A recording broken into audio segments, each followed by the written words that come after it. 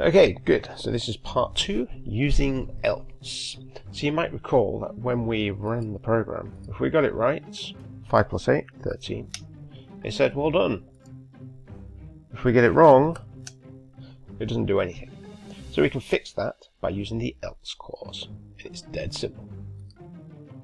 Okay. So, after the program has executed, but if you get it right, we can say, so else, if they don't get it right, print, and we'll say, unlucky.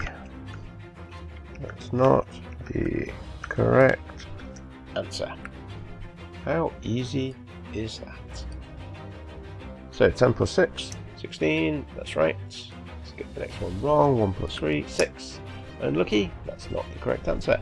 So there we go, we have a program that now branches. Okay, update your mini-mash quest with else statements.